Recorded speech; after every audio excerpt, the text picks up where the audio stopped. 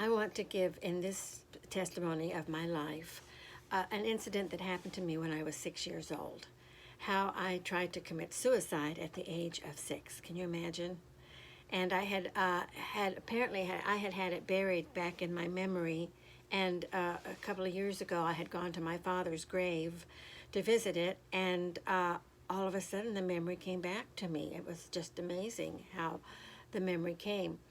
And a few days later, I had my first panic attack. I actually thought I was having a heart attack. I ended up in the hospital, but they told me that it was a panic attack, and I couldn't believe it. I thought, oh my goodness, I didn't know that a panic attack could mimic a heart attack. But it was really quite interesting. But anyway, I had a total recall of the memory, and a lot of a lot of my video is really for my children after I'm gone, seeing as how, mother, they've heard me all their life. They really don't want to listen to me, go on and on. And I have grandchildren that don't even know my testimony. And so someday, maybe these videos will mean something to them. Well, now here I am. I'm 6 years old, and we are living in Bermuda at the time. My father is in the Air Force, and his Air Force career was as a hospital administrator. He used to go from state to state, and that was what he did. He administered in hospitals. He got them up and running and kept them running and kept everything in order. So that was his job. But my dad, I loved him very, very much, and he did have a problem with alcohol. He was an alcoholic. And but if you were married to my mother, you would drink too.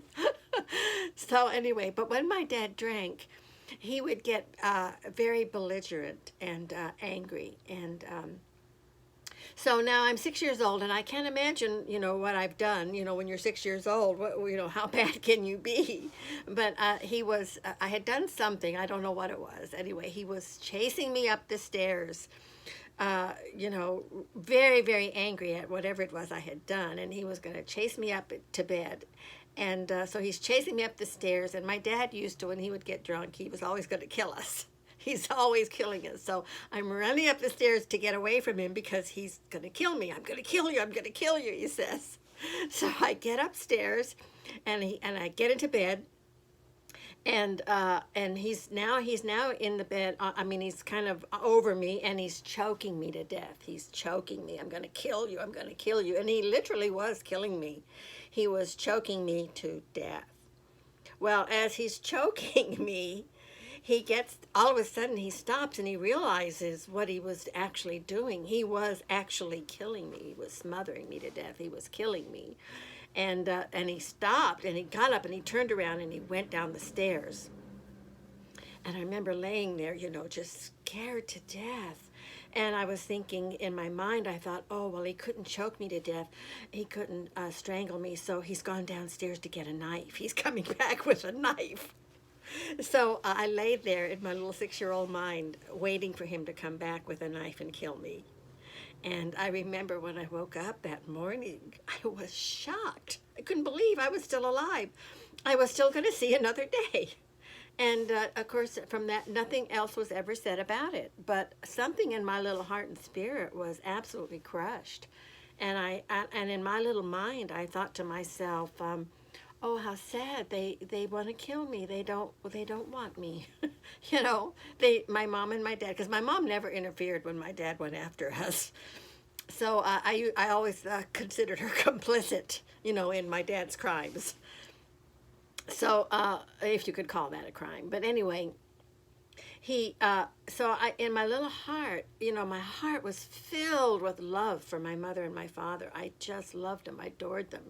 And I thought in my little 6-year-old mind, you know what? They don't have the strength to kill me. They want to kill me. They want me dead.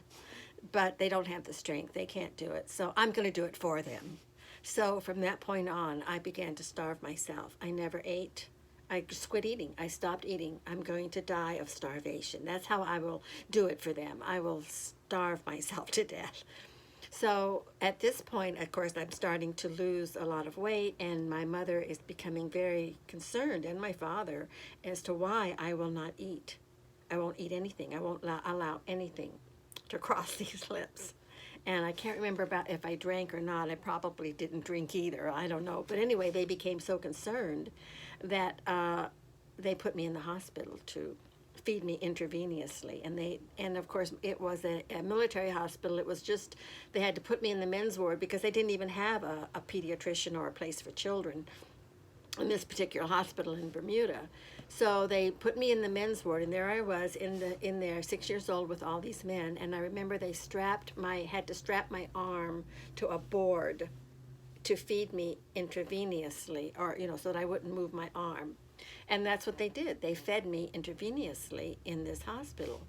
And I remember thinking at the time, oh my gosh, maybe they don't want me dead. They're trying to save my life. They're trying to save my life. And that was also a new experience for me, because I thought they wanted me dead, but come to find out, they didn't want me dead. So from that point on, I started, when I went home, I finally was able to go home from the hospital. I started eating again, and from that point on, I ate food. I love food, and I've had a problem with food ever since. I've had a hard time stopping with because it's so delicious. So that's my little story and my testimony of when I was 6 years old, of how I tried to commit suicide and failed, thanks to my parents.